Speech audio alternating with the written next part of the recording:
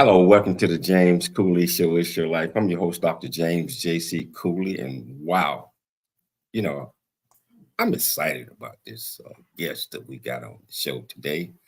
You know, I'm excited about all of them, but I'm particularly excited about this guest that we have on today because a lot of times in life, I mean, we do things. We have our career, we have all of these things going, but we still have yet to find out who we are and what our main purpose is in life. Even though we might have an absolutely fantastic career going, this young lady made a transition. She said she loved doing what she was doing, her career in medicine, but something dawned on her one day that she wanted to change certain things and enlighten us all on that change is inevitable and that we can always adjust to doing new things. So I'm not going to steal Dr. Cooley's thunder. Otherwise, I ain't gonna never hear the end of it. But I tell you, yeah, how you doing? How you doing, Dr. Cooley? How you doing today? I'm doing good, James. Doing great. I'm excited about the guest today because she has a story to tell, and she wrote it down. But the subject matter, the the personal aspect of this story is going to be something that the audience and ourselves are definitely going to be interested in. And I'm just really excited to have her on the show. And but how was your day? How's your day going? So far, mine is okay. I got up and did my 6 miles, and I was planning on heading to the gym, jumping the steam room, but that didn't I ran out of time. Ran out of time today. But I'm feeling good, and I'm excited about the show. And I tell you, wherever you're watching this at, whichever platform, whether you're watching it on E360 television, transfer TV, AM 1170 Answer, whether you listen to it on radio FM 96.1, KCBQ, YouTube, LinkedIn, over 35 live streaming platforms. Welcome to the show. And if you want to be part of the conversation, all you have to do is just go to the platform that you're watching this on, ask this great guest any question that you might have. I promise you we'll get to an answer. But Shell, I can't take it no more. I'm excited. Can you please introduce the title of the show, the purpose of the show, and introduce this great guest? Yes, most definitely. So the title of today's show is An American Wolf with Audrey Birnbaum. And we're going to have a conversation with author and speaker Audrey Birnbaum and talk about her career in medicine and her journey to becoming an author. We discuss her new book about her father and her book, American Wolf, From Nazi Refugee to American Spy, and how it can inspires others. So let's talk a bit about guests today. Growing up in New York in the late 1960s, Audrey Birnbaum assumed that watching Holocaust documentaries was a perfectly normal family activity. On the first day of elementary school, Audrey sat in the cafeteria, unwrapped her liverwurst sandwich, and excitedly told her new classmates about her public television proclivities. Her Brady Bunch watching peers had never heard of PBS, but they have heard of PB&J, and they weren't too keen on liverwurst either. They made it abundantly clear Audrey's childhood was, in fact, not normal at all. Shortly after her father's death in 2018, Audrey stumbled upon his extensive notes detailing his childhood escape from Nazi Germany. She felt compelled to start writing his riveting story, a story addressing themes that are presently relevant today. While American Wolf deals with tragedy and loss, it punctuates the triumph of the human spirit, is a memoir of Holocaust survival, a family drama, an immigration tale, an often funny coming-of-age story that is sure to have an impact on anyone who has experienced prejudice, displacement, or questions about their identity. With a cherished medical career in the rearview mirror, Audrey now enjoys singing, writing, reading, and being with friends who have quirky childhoods. She lives with her husband in Westchester County, New York, and has 3 marvelous grown children. Audrey is currently working on her second book, and we have something in common, Audrey. I was born and raised in New York as well, in the city, but I think you said Westchester County. That's just right outside the Bronx. So welcome to the show. Borough girl, I'm a Queens girl at heart. So I'm a Queens girl too. Can't take the borough out of the girl, unfortunately. born and raised, well, born in the city, but raised in Queens. So, oh my gosh, we have so much in common. I love New York. That's right. And thank you both for having me. I'm so excited to be here with your very large audience.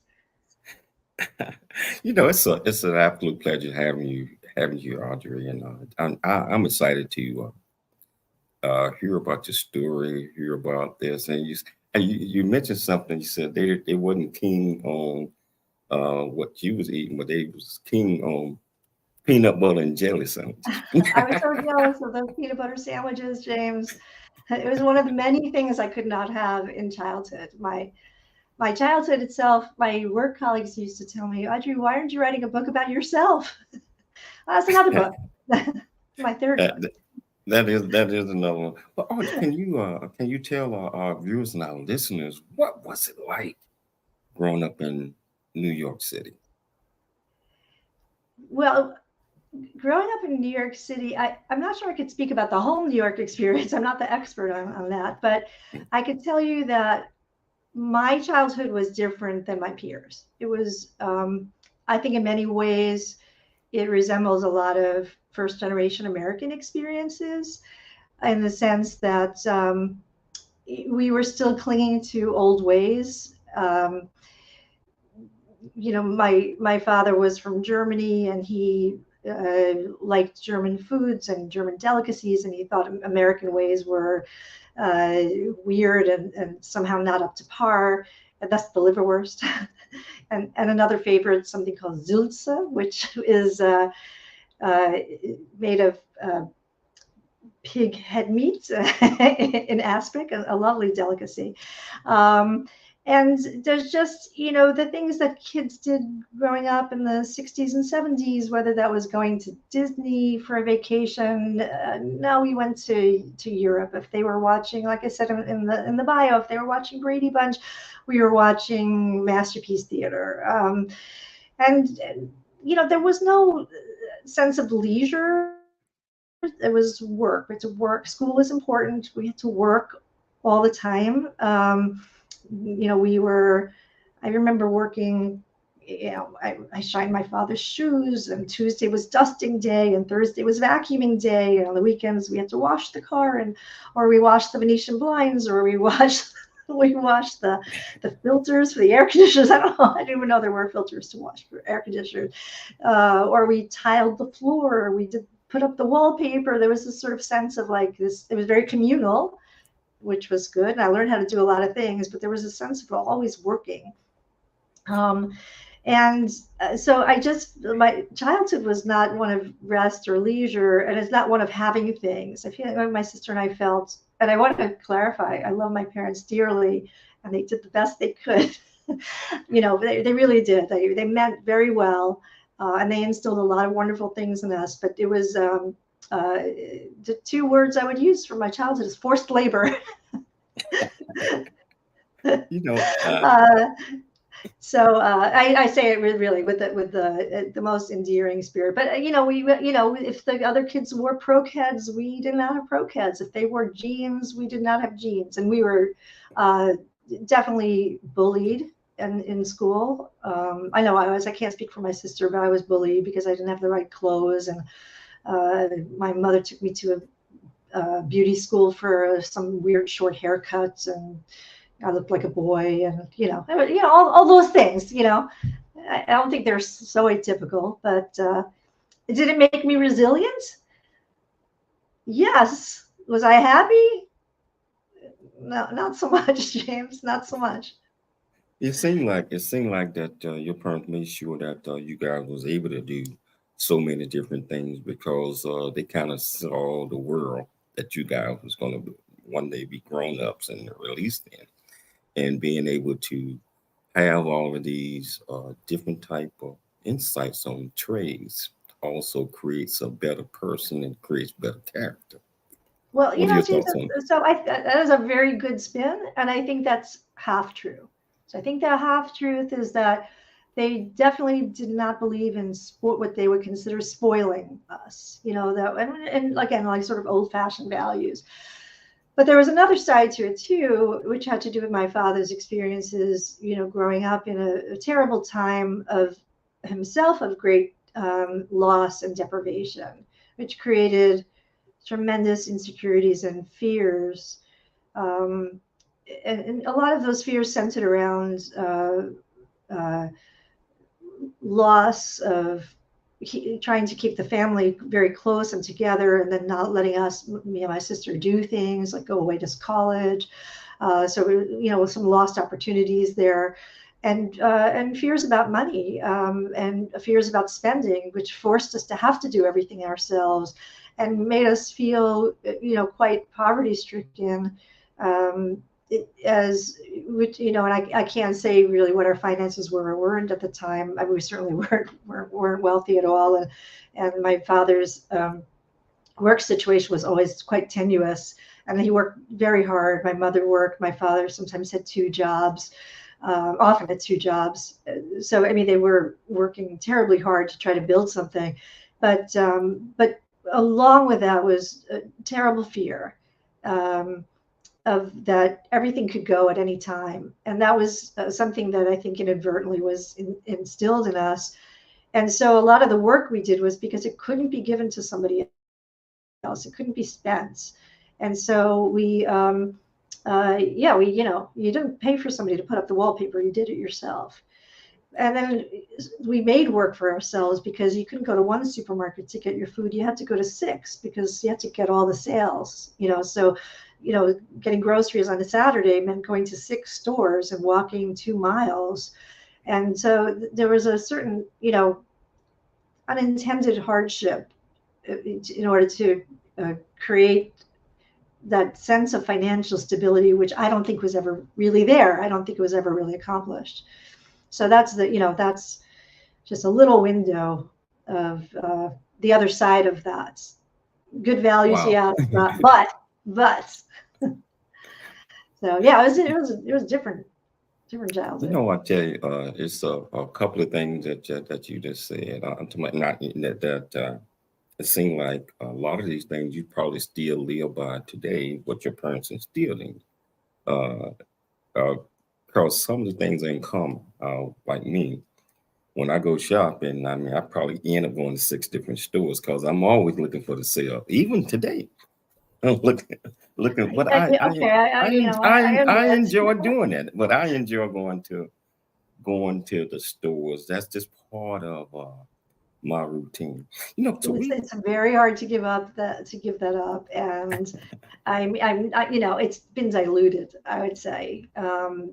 And my parents would probably be horrified with how I spend money, but there is TJ Maxx in my history. TJ Maxx. So, and there's TJ Maxx in my history. Yeah, it's there. We got to take a station break right now. But we're gonna come back and we're gonna talk about your pediatrician. Then we're gonna get off into a lot more of you. So I tell you what, whichever platform that you watching this on, if you want to be part of the conversation, all you have to do is just go to the comments and you can ask this great guest any questions that you might have. Remember, it's your life, and we'll be back shortly after the break. I never wanna leave. Yeah, I'm right where I wanna be. We got something you and me, and I can't get rid of this feeling. Just like a magnet, we're just like a magnet. The things we have can be taken for granted. Now I know that it has always been you. I can't help it, I'm so drawn to you. Just like a magnet.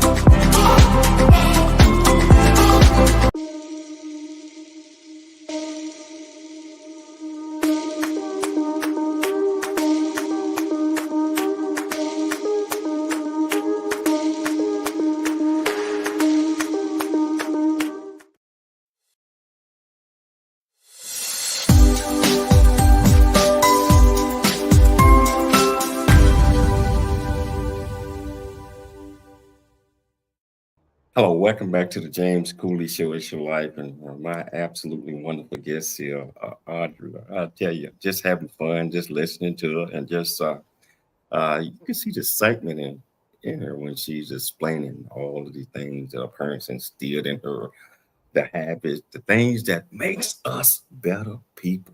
I mean, at the time when we listening to our parents and they having us do all these things, we like, oh, I'm different. But only to grow up and figure out, wow, I really understand now. I understand why my mom, why my dad did these things. And it's and then we're able to appreciate it a little bit more. So, so I was excited just listening to you, Audrey. So why don't you tell us a little bit about your career as a pediatrician, gastro, or whatever that is. Can you talk about that a little bit and why So you decide? two things that I want to tell you. No one can say gastroenterologist, and no one can spell diarrhea. These are two absolute facts. Diarrhea, they're like, there's an H somewhere, but we don't know where to put it. This is absolute. So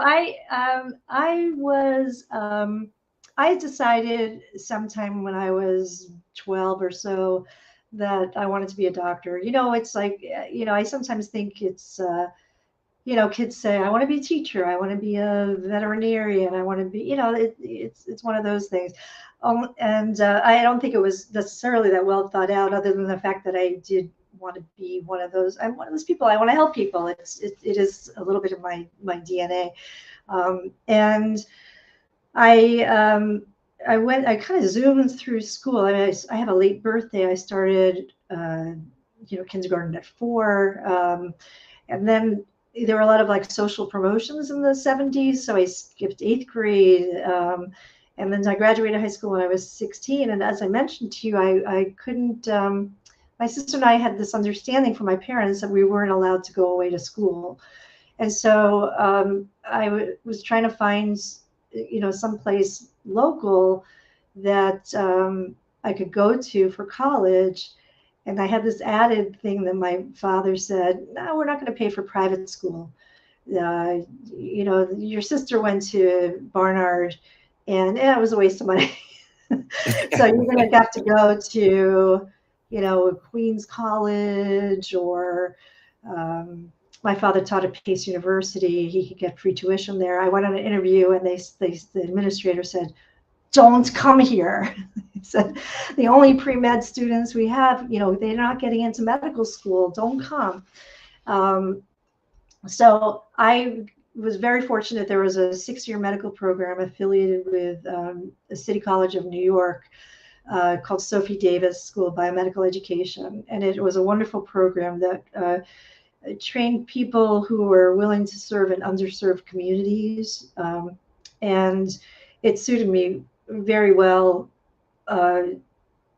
First of all, it was 6 years rather than 8 years of study, and so my parents were like, "Yay, we saved 2 years of medical school tuition," and then of course it was the the foundational principles of it that were so appealing. So I went through that program and I was lucky enough to match to NYU Medical School, where I finished. And so then I graduated medical school at the ripe old age of 22, which is, and of course I was psychologically ready, clearly, because of the maturation I did from all the work I did growing up, because my sister and I had jobs from the time we were 10 or so. So we were so ready. I was so ready. And so I started my internship when I was 22, and I went to pediatrics. Quote from Dad: "The lowest paying field in medicine you picked." And but that's what I really wanted to do. And then I did want to pick a field that was that had some like tangible curing surgical kind of thing. Like, I want to use my hands, and I was like, you could do a colonoscopy, you could take off a polyp, you could do an endoscopy and find a problem that you could fix. There was like I had this need to do something very like hands-on. And so I was at Mount Sinai, which is well known for its gastroenterology department there. So I chose that fellowship and then stayed on as an attending for the next 16 years. Was smack in the middle of the beginning of their liver transplant program when it was just starting in New York, which was unbelievably exciting. And really stayed and would have stayed, except that we moved to Westchester with 3 children in tow because we needed to find some space. Tried to commute for a year. It didn't stick. And then started a program up here in Westchester County. And at that point, I said, I really like seeing patients. I don't think I want to do like this academic type thing anymore, papers and rounds and all those things. So I joined a private multi-specialty group and just saw patients, and I really loved it. I missed some of the academic qualities of it, but seeing patients and being involved in families and getting to know them the way a pediatrician would, that sort of, longitudinal relationships was just lovely. And everything was good until 2018. A very bad year, James. I don't recommend 2018 for anyone. It started with a ski trip where I did this graceful aerial maneuver unintentionally, and and then I was on the ice somewhere, and it was the proverbial I've fallen and I can't get up, and so I broke my leg. I came back to New York, non-weight bearing, needing surgery, and was told that I needed to be off my feet for 2 months. So that's me not working for 2 months, being at home idle. And not working also as a doctor means like you have to cancel your schedule, and all those people who need endoscopies, like they can't have them, and you have to give them to your one colleague, and he's like, what? It's, so you feel terrible, like the guilt is terrible beside the pain and the guilt and everything. And then my father, who had been hospitalized at the time, who was, on his end stages of Alzheimer's, died about a week after my surgery. So I went to the funeral, with on one leg and 2 crutches, and I had to prepare a eulogy, and I knew I had to talk about this sort of seminal moment in his life, which was, his surviving the Holocaust and escaping from Nazi Germany, which I think we'll get into maybe a little bit later because we're talking more about career stuff. Yeah, and that's where I want to send this, because you mentioned to me about that you and your family grew up watching and watch Holocaust documentaries, and that Yes. led you into. So can we talk about that a little bit? Yeah, we can. That was, I actually think, like, I think back and I think how traumatic that was. And my father wanted us to know very early, like, I think well before we were ready. I feel like when I maybe was 5 or 6 when my first recollection of watching, because we only watched public television, whatever was on, Nova, Masterpiece Theater, great performances, whatever was on at the time. And if there was a documentary, which they often do during Pledge Week, I think a good Holocaust documentary for 13 Pledge Week, so whatever, the Shoah, whatever, they would have these, horrible images of, the cattle cars or emaciated bodies and mass graves. And we saw all of that. Or we would see, Hitler screaming and, in some newsreel type things. So we were exposed to it really young. And my father would tell us his stories really young. And, it was horrifying, but we didn't understand the context of it. I mean, we didn't have the maturity to understand it. So it was just, it's just shocking and horrifying and, nightmare inducing at the time. So Dad talked about things a lot when we were younger. But I think when he talked about his own stories, as one does when one's, just like I talk about my life and I talk about it with some degree of like there's like a positive spin you put on this thing you survived, right? So when he talked about his escape from Nazi Germany, it wasn't something he cried about. It was something he put, it was like this exciting, great escape, that he experienced. Like this was this thing that happened, and it was this, seminal part of his life, but it was a great escape that he made it, that he survived. And I think that's kind of how we saw it without really understanding the full context of it at the time.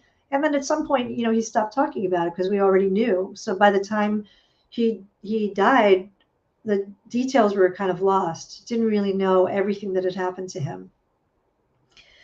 And so when he died, I had to try to figure out, well, how am I going to tell the story, to the people who are mourning about what happened without the details. But he had written it all down about 10 years or so before. He had written down everything, and he remembered it so vividly that it was as if, if you read through his notes, it was as if you were there, which was a tremendous gift. But I kind of feel like that moment, I didn't retire till 2020, but for medicine. But that moment, I feel, was like the beginning of the end. Like when I knew, I went back to work, and I knew it was hard to go back, and I knew like the time was coming. But it was such a hard decision to make because my identity as a doctor, my relationship with my patients, it required soul searching and a little professional help to make the decision to leave. It took me 2 more years to finally do it. Wow. This is so incredible. When did you said your father died in 2018, and you were still working. When did the moment hit you? And we only got 2 minutes before the break. When did the moment hit you that I need to focus on a lot of things that my dad talked to us about and shared with the family as it relates to the Holocaust, and that this story need to be shared with many, many others? When did that hit you where you made that decision that this is what you're going to do? I think really it was the moment I read it. I have, this is, I don't know if you can see this. This is what he wrote. It's got to be 300 pages or more, 350, 320 pages. And it took him, months, I think, to write it all down. And I read it, and it's not fit for publication as it is. It's a personal story. As it is, it's too personal. It's not universal enough. And I knew it required rewriting to be able to. It needed to be shared, right? I mean, all these stories need to be shared, but they need to be made universal, so people can see why what he went through is a story. Again, it's survival, it's loss, but it's also hope and overcoming. It's a coming of age story and an immigration story. It has, the Holocaust is very specific, but it also it has universal themes about human nature. And it is ultimately a story that people can relate to. At the same time, people really need to learn about the Holocaust, and it isn't really, there isn't really an educational program in this country about it. There's a few states that mandate it, but there's no curriculum, as opposed to in Germany where it is a mandated part of the curriculum. So I think there is this sort of need to help educate younger generations so they do understand what happened, how it happened, and otherwise it is bound to repeat itself, I think. Audrey, hold that thought. We got to take a station break, but I want to come back and talk about that more, because you're absolutely right. It need to be out there. People need to understand We're going to get off into that a little bit more when we get back from the break. So if you want to be part of the conversation, I'm looking at the numbers. We got people all over the world watching. If you want to be part of the conversation, all you have to do is just go to the platform that you're on. You can ask this great guest any questions that you might have. I promise, we'll get you an answer. It's your life. We'll be back shortly after the break. Really get a chance to know who you are. And once you know who you are, you truly know who you are, love who you are. Love who you are. You're a masterpiece. Love who you are. Love who you were born to be. Love me some me. That's what I'm talking about. When you leave high school, you gotta know today or tomorrow, or hopefully today, what your plans are. Hopefully, there is no bad decision unless there is no plan. Create, collaborate, commit with confidence. Commit with what? Commit with what? And everything that you do. Noah Dingley here, producer of The James Cooley Show, It's Your Life. And the new audio version of James' book, Country Boy, City Boy, A Journey That Ain't Over Yet, is a must-have. James shares his true life story of struggle and success in America. It's both a cautionary tale and a roadmap to achieving the American dream. Get the new audio version of Country Boy, City Boy, A Journey That Ain't Over Yet by James Cooley on Amazon.com or wherever audiobooks are sold.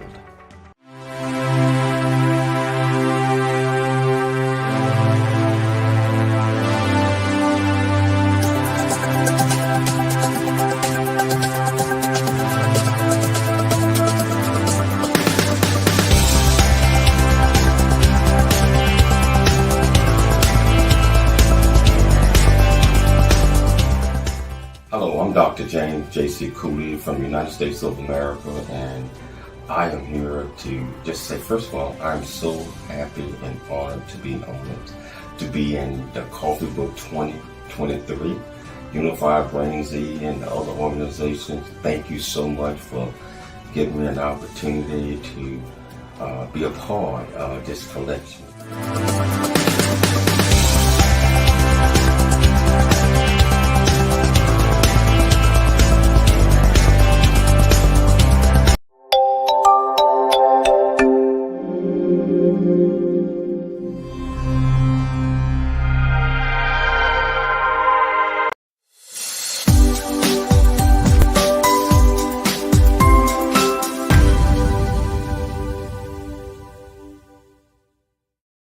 Hello, welcome back to the James Cooley Show. It's Your Life, and my absolutely wonderful guest here is, talking about things that I believe that we all need to understand. We all need to understand history. We all need to understand what happened. We all need to understand a lot of things. Don't want to get into the politics side, but there are organizations out there that are trying to make sure that things that were written that no one should ever want to understand and not need to, not just from the Holocaust, but from a lot of different other organizations as well. I think that is so bad. I do. I think it's so bad. And on my show, we tell the truth. We're going to talk about all of these things because the world need to know. We need to know. We need to know what happened. We need to understand history so that we won't allow history to be repeated again. So if you're watching, if you want to be part of this conversation, all you have to do is just go to whichever platform you're watching us on, or radio, whatever you're listening on, and just submit your comments, and I promise you we'll get you an answer. Audrey, I want to get back to what you were saying because I believe that what you're doing, and with my organization, my nonprofit organization, we do a tour at the Holocaust up in LA. I take a group of kids and parents and everybody to the museum up there. And we listen to the teachings. They get a chance to go through what, look at the caves, look at all this stuff, and it's a real eye opener because that's not taught in schools, and it's just so important that we continue to do that. So I commend you. I commend you on what you're doing, and I tell you, we need to get this out. We need to provide the understanding to people that do not understand, because the media and a lot of organizations are trying to prevent that from happening. So just like my good friend Joshua Goldsmith just wrote, thank you and your family for the courage to share such a sensitive subject and relevant material. It is so important to remember. What are your thoughts on that? I couldn't agree more. And the other aspect of this is, I think, remembering for young people is different than us. I mean, when I give a book talk, the people who come generally are people my age or older. They're interested in hearing about the Holocaust. But it's the younger generation that needs to know. But if you just talk to them about 6 million people who were killed, and they see some black and white, documentary, it just doesn't, it seems so far away and so distant. I think they need to hear a story that feels as if it could happen today. They need to hear about a young person and what he experienced in a way that feels relatable. And I think that's the key to telling stories, is make it personal and relatable. I have a friend who's gone to Europe and been teaching in schools to tell her family's story, and the kids listen. I think that's how it has to work. But yeah, it has to get into the schools though too. It has to get there first. But yeah, the schools could be doing a better job. It's a very slow, from a political standpoint, the wheels move very slowly in terms of building curriculum. Sadly, slowly. But this is going to be my mission for certain. Not just getting the book out for people to read, but I think getting to the schools and teaching the younger people. So, and listening to your father's stories, and did you do any research and talk to others? Did you have an opportunity to talk to any Holocaust survivors or any of that stuff as you was collecting and preparing to write your book? So not for the book per se. I did have to do research to confirm things that my father had written, some of which were not 100% accurate, and some of which he had blanks, because this was over when he wrote this. He wrote it in 2013. He didn't have access to internet, and there were family members that he did not know what happened to them. He wrote about, and they had simply disappeared. And so I was able to find what happened to a best friend of him in Berlin that he left behind, to beloved aunts and uncles who had been murdered. And I mean, he knew they were killed, but he didn't know how. And so I was able to fill in those blanks. But as far as talking to other survivors, I actually have not been in groups. I've been working, James. I've been busy working. And I haven't been part of any groups, but the publisher of this book, Amsterdam Publishers, is a premier European publisher of Holocaust memoirs and World War II books and memoirs. And through the authors group, I've met many second-generation survivors. And they have a lot of good stories, really interesting stories of how people hid or got out or escaped a labor camp or survived a concentration camp. Really fascinating stories. And it feels like every story is unique and interesting and different. And yet you do feel also like you're part of a community of people who survived against tremendous odds, and people who are writing about it, who've taken the time and effort to put it into words. So I highly recommend reading books in the series. A shout out to my fellow authors. But read my book first.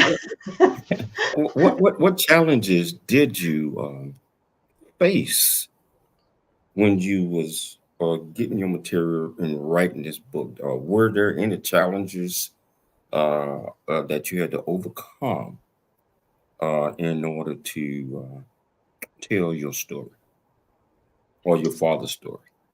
Yeah, well, no, sometimes it feels like my story. I felt like I was embodying him as I was writing it. Well, I was writing in the first person, which was difficult. I think when the first go around, I didn't write in the first person. And then I said, no, this is his story. It has to be in his voice, which is tricky. I'm not him. So that was hard. And of course, there are some details I couldn't expand upon but I didn't want it to be fictionalized. I couldn't call it a memoir, so I called it a true story.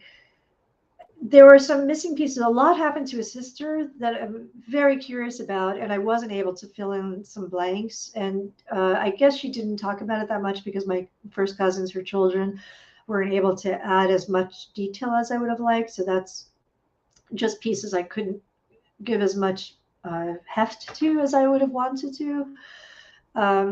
But I was surprised. I added dialogue, and I felt that I was able to do that pretty easily. I felt like I knew the characters so well, partially because I knew the characters. I knew my aunts and my grandmother and my father well enough that I was able to hear and feel their voice well. So I felt like I did that. I did that justice. But I think also it is a book, and it should have a narrative arc. And I had to think about, what is the story I'm trying to tell? It can't just be, well, this happens, and then that happens, and then that happened, and then that happened, and then that happened, and then I got old and I had kids, and it's over. Like, that's not a good story. There has to be, what is the story? And I decided to make the story about becoming an American, really about the identity. And that's why I entitled it American Wolf. My father's given name was Wolf, which was a very common name in Germany. And when he got here, that's a spoiler alert, he made it, by the way. I'm here, so it's a giveaway. But when he got here and he had to enroll in school, he got here September 12th, and he was already late to enroll in school, and he was 11 and a half. And the assistant principal said, I suggest you change your name. You're going to be teased mercilessly. And she said, do you have a middle name? And he said, of course I do. Well, he didn't speak English, but in translation, he said, of course I do. It's a perfect name, Joachim. And he pronounced it Joachim to make sure she said it right. And she looked at him and she's like, I don't think so. You want to try Jacob? And he's like, no, that was his mother's maiden name. I'm not going to do Jacob. And so she said, how about Jack? And so he took on the name Jack. And it was at that moment that he realized that he had to shed his German identity and become an American. And so it was really, that was the difficulty, is giving up. You're homesick for your old world, even though Germany was horrible to him. They kicked him out. They took away his identity. They took everything from him. And they had to start all over. And he knew the only way he could fit in was to become an American, but it was a journey, and one that he was always a little bit ambivalent about. I took him on that journey, and then eventually back to Germany when he became a U.S. intelligence officer. He went back to Germany during the Cold War to kind of come full circle. And I felt like that was a perfect way to bring him back to what his identity was as a German, American, and a Jew. Two of those identities which were not very well liked in this country at the time. Germans, not so much. Jews, not really. So, it was a very hard transition. Wow. Hold that thought. I don't even want to take a station break, but I got to, because we got to pay the bills. But this is so exciting, Audrey. This is so exciting. And I tell you, I can't wait to get back so we can pick it up again. If you want to be part of this conversation, it's not too late. We still got a whole nother segment. All Never you do is go to the comments. And Joshua Goldsmith, come on, man. I can't believe that you're silent. Pastor Pierce, I see you out there. I see you out there, Dr. Pearl Pierce. I see a lot of you all out there. So if you want to be part of this conversation, all you do is go to the platform that you're on. Ask this great guest and guest any question that you might have, and I promise you we'll get you an answer. It's your life. And we'll see you shortly after the break.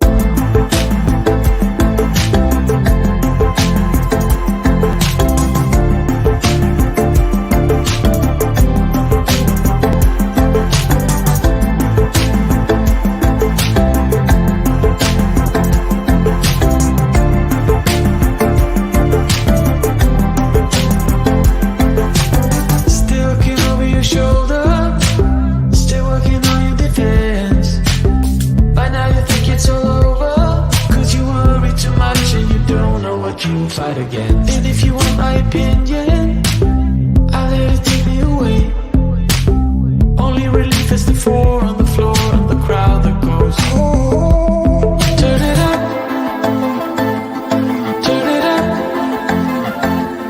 turn it up, turn it up, oh, turn it up, turn it up, turn it up.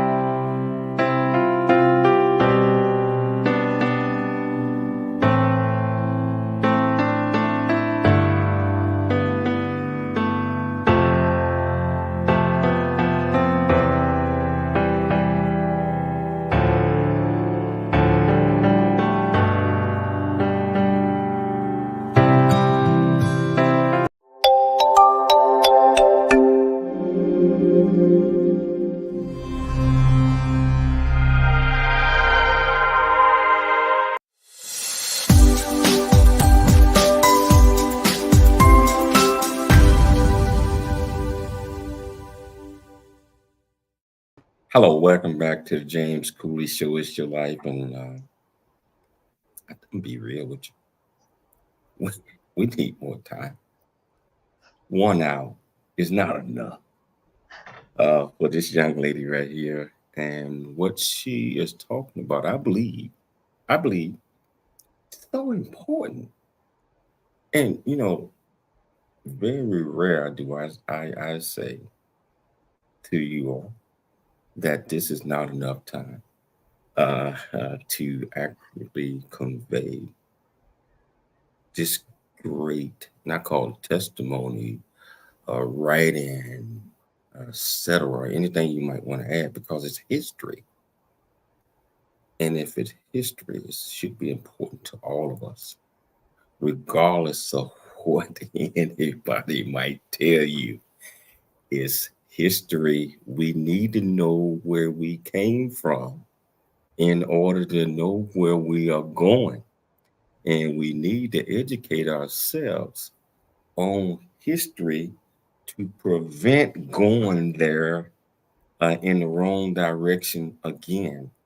So I don't know what your determination, what I just said, but I think you all get it. And I want to pick it back up with that, Audrey. Audrey, I believe that we only got like 6 minutes left in the show. And that's why I said we don't have enough time. But I want to pick it back up with the education, with getting the word out, with curriculums in schools, where a lot of people try to write certain things out of history that they don't want to talk about. They don't want our next generations to have an understanding. What are your thoughts on that? Well, like you, I don't want to be political, but I believe in truth. You know, I think we are tough enough to know the truth. I think we are do our kids a disservice if we don't believe that they have the strength to hear the truth and then be taught what to understand from it. And again, they do if they can do it in Germany. And I think they learned the Holocaust in Germany 3 times. And I don't know if you are aware, but recently at the U.S. Open, the German tennis player Alexander Zverev quickly called out somebody who said some Hitler slur in the stands and stopped playing and had him removed. And I thought, yeah, he did that quickly because he's been taught it's not okay. And unless we're taught that that's not okay, it will become normalized. And that's the key is to know that it's not okay, know that it's not allowed. You can't do that without education. So he's my hero for this last 2 weeks, but I know it's because of his education. It's ironic that Germany is the model for Holocaust education, but that's how it stands right now. But we could do better. We And I have hope in our children. And I have hope We in the got next to have hope. generation. We got to have hope in the next generation. But before we lose time, because we only got about 3.5 minutes to go, how can people get this book? How can they get in touch with you? How can they invite you to come wherever they're at in the world to speak, educate, teach? Because you gave up a lot. You gave up a medical career to obviously it's in your heart that you want to share this message. How can they do that? So first of all, the book is this color. That's why I wore it today. It's American Wolf, and it is available for pre-sale on Amazon and Barnes and Noble. My website is www.audreybirnbaumauthor.com, and I am on Instagram, LinkedIn, and Facebook. I think through those 3 places, you will be able to find me and contact me. And that should do the trick, I think. I think you are an Call my extraordinary. agent. No, I'm just kidding. I think you're an extraordinary guest, and I think Michelle probably gonna be reaching out to your people again. James, it was such a pleasure to be here. I can't tell you, it's so interesting to talk to you. I really just enjoyed it immensely. I don't want to stop either. Can we keep going? Yeah, well, we only got an hour show, but this is so important. Better part of 1 minute. What are 3 takeaways? I mean, you have to really talk real fast now in order to get them in 1 minute. 3 takeaways that you want our viewers and our listeners to take away from this great discussion, this great interview that we had. 3 takeaways. It's never too late to learn. It's never too late to change what you do in your life. You might think you're one thing and one dimension, but you are made of multiple dimensions. I know people, they're afraid to retire, but there's more of you out there.